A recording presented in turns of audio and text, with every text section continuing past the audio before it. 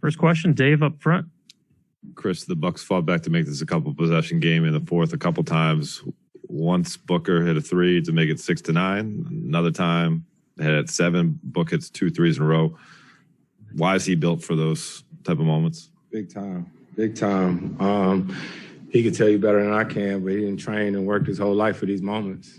You know, and our team all season long has been, you know, you put the work in, you live with the results. So if Book shoot it, I expect it to go in. I get mad at him when he don't shoot, you know, so big shots. And that one sequence you had to end the first half, 9 or 10 passes, Ayton ends up with an and one.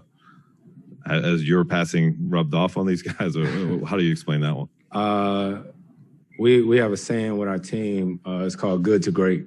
You know, we pass up good shots to get great shots, and it's the unselfishness of our team. Any coach in America, I'm sure they love to show their team that clip, and you know, DA finished it at the end. Dwayne up front. Yeah, Chris, you've talked about how Mikal and how much you're proud of DeAndre, but seeing Mikal do what he did tonight, career high, 27 points in the playoffs. I be on Kale so crazy, you know what I mean? Because Kale is just a winner. You know, he's a winner. When we won the Western Conference Finals, I looked at him and I had a flashback of him being at Villanova. You know what I mean? I remember him winning the championship there, and you know, he's just a winner. He's going to do whatever you need him to do, offensively or defensively, and it's good to see him playing like this. Quick follow, Dave was talking about that one possession at the end of the first half. That possession in the fourth where, you know, a shot is missed, Mikal runs it down, then another shot is missed, Ayton gets the rebound and kicks it to you in the corner for a three that you hit. How big was that sequence? You guys were up 6 at that point. It went up. It was huge. It was like the play of the game. You know, DA. You know, he's so hard on himself. He's so mad at how he played or whatnot. But I tell him if he doesn't get that offensive rebound and find me there in the corner, that was probably the biggest play of the game. So just shows you how we all have to stay the course. Rachel on the left. Hey, Chris. Athletes who've been doing it for a long time, toward the end of their careers, like Derek Jeter or Pete Sampras, when they were vets, they said that it was sometimes harder to stay in the moment of those championship series because you knew too much. Like you knew how hard and how long you had been to get there. And Jeter used to talk about the World Series at the beginning of my career were easy. It was the ones in the last few years that I really had a harder time staying in the moment. Have you experienced that at all? No, I have a pretty good, I do a pretty good job of staying in the moment. You know, maybe a lot of the guys on our team, this is their first playoff series. You know, they don't know the heartache or the heartbreak. They just out there playing. So for me, I know how quick things can change. I know how possession or play can change the dynamics of an entire series. So for me, I don't get too high, I don't get too low. I just stay even keel. Wasn't always like that, you know, but I know that these situations are, you know, don't happen every day. Thanks. Mark up front. Hey, Chris, I know Devin's still got his young legs in him, but what do you notice he does to be able to play at a high motor throughout the game? He just stay in attack mode all game long. You know what I mean? And that's what I love about him. And I think me and him together, we've just built so much trust. You know, he like, here, see, go. You know, I go to him. And whatever happens during the game, you just know that there's never any malicious intent. You know, he just wants to win. He's going to do whatever he has to do to help our team win, and it's nice. Mark, over here. Chris, looking back to when you were traded here, what were your initial thoughts when you got the news? And could you have foreseen at this time being on this stage? I know me. I know how hard I work during the summer. I know how I play.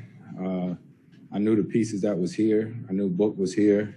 And like I say, I knew the pieces. I knew mine. I knew that we would have a system. I knew that we would build trust. So I'm not surprised.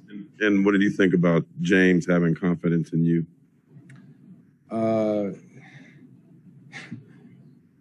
JJ is our GM, but he is like my counterpart. He's like my brother. You know what I mean? So like, we done been through so many different things with the CBA negotiations. So it was easy to talk to him about me wanting to be here. And it's nice when you have a relationship like that, because you can be honest, no matter what, good or bad, you know, you're going to shoot it to each other straight. And that's how it's always been. Palmer on Zoom.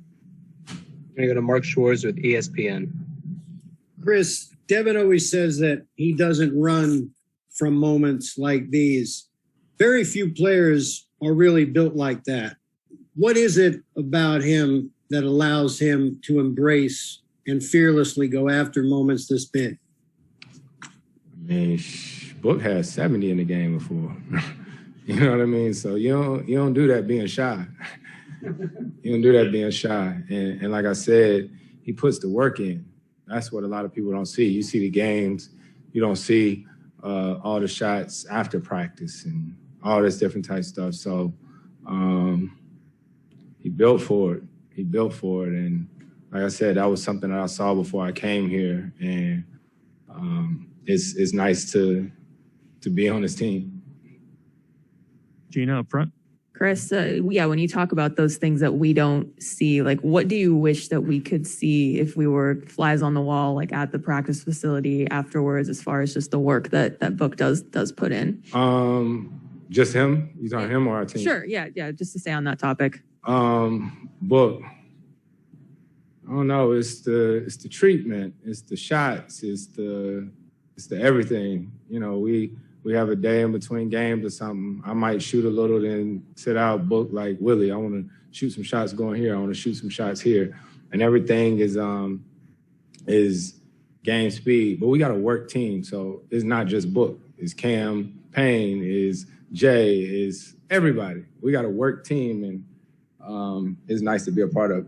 The two of you building that trust, what do you feel like the key was to doing that, and how long? I know you guys gelled right from the jump, but was there a point where you feel like it kind of reached a different level? I don't know. I just know that I remember being on that one road trip and coach telling us we had the worst plus minus starting five. Right. That hurt. I ain't never been on the minus side or any of that stuff. But we knew that we had to figure it out. If we wanted to get where we are now, we knew we had to figure it out. So we did, and we're going to keep it going. How did you figure it out? I don't know. I think our defense got better. We started working on screening angles. We started running our sets. I missed most of training camp. Right. You know, I missed a lot of that time, so I didn't really know the offense like that. And so once we started playing and getting the continuity, and once you get some wins, you really start getting confidence. Anthony, last question. Yeah, you guys hit 23s tonight, which is actually tied for the second most in finals history. But, I mean, even that look right there, have you gotten used to how non-abnormal it seems for a team to hit 23s in a game in the modern era? Yeah, I played in Houston. Yeah, we shot a lot of threes, you know, but, you know, with our team, we got shooters, you know, like real shooters. And I say this all the time. It's nice when you kick it to the guy and you expect him to make it. You know, you expect him to make it. Like, I get mad at some of these guys when they miss it. They miss it. I be like, come on, man. You don't miss that in practice. And it's different, too, when you know the work that they put in, right? So when shoot-around is over, practice over, everybody don't leave the gym. Everybody's still in there shooting, So that's the trust that you build because you know the guys didn't put in the work. How much can that save you? Like first quarter tonight, you guys only made 1-2 and we're kind of outplayed, but you hit I think 8 threes and stayed in the game. How much can just like a hot shooting quarter kind of save a team? Should help anybody. To help anybody. What they always say is to make or miss league, you know, and the fact that our guys had the confidence to continue shooting it, even if it's not going in, we like, you're gonna make the next one. You're gonna make the next one. We got a team full of guys. If a guy pass up a shot, probably gonna get cussed out, right? Because you know what everybody's capable of. Thank you, Chris. All right, no problem.